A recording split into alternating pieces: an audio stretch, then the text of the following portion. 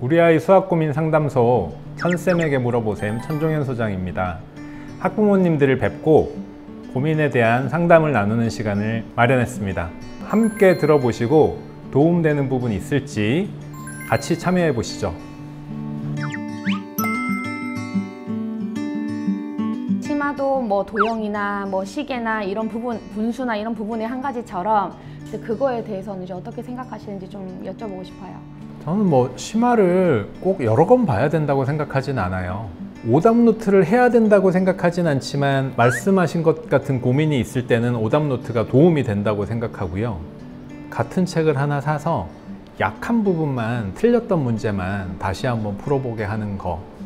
만약에 이제 3학년 1학기 심화를 했어요. 근데 심화를 많이 하는 게 중요해 라고 해서 심화를 뭐 2권을 하거나 3권을 하거나 할 수는 있어요. 조금이라도 한 달, 2달이라도 선행의 효과가 있도록 계획을 짜는 게 더 낫고요. 선행도 대비하는 학습이기 때문에 학습 전략으로서는 아주 좋은 방법이고, 선행을 뭐 이 정도는 해야 됩니다 그런 건 없어요.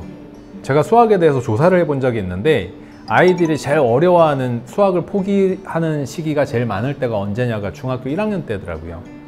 그러면은 선행을 하는 건 뭐냐 하면 중학교 1학년에 그 어려운 수학을 미리 좀 접하게 해서 2권을 하든 3권을 하든 그건 관계가 없는데 시간 계획과 함께 전체적인 로드맵도 생각을 한번 해봐야 되는 거예요. 문제 해결력 부분에서 제가 심화가 필요하다고 항상 생각을 하고 있거든요. 그거에 대해서 계속 이제 고민을 하고 있는데, 아이 학원이나 뭐 이제 교습소나 진도들은 다 비슷하게 나가기 때문에 그 외 것을 제가 하기에는 이제 수학적인 지식이 부족하니까. 당연히 똑같은 능력을 가졌는데 많이 한 사람한테 지는 거는 당연한 이치잖아요. 그러니까 많이 하는 것만큼 좋은 건 없는데 3, 4, 5학년 시기에 대해서 말씀을 드리면 3, 4, 5학년 시기가 아이들을 결정해 주진 않아요. 사실은 재학년 내용의 심화라고 보기 어려운 것들도 되게 많아요.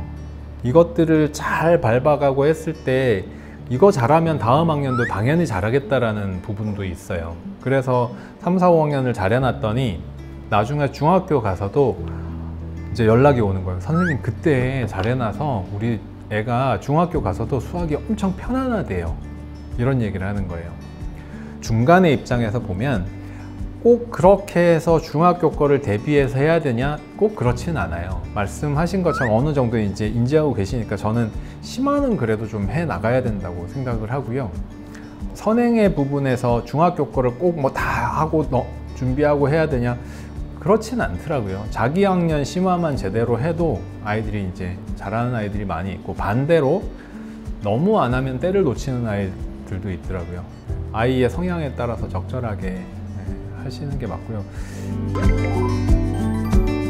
공부를 해보면서 아이가 이제 50점 맞을 걸 70점 맞을 수 있으면 아이한테 동기부여도 되고, 성대경시 이런 거가 아니면 좀 열심히 하면은 장려상 정도는 또 받을 수 있거든요.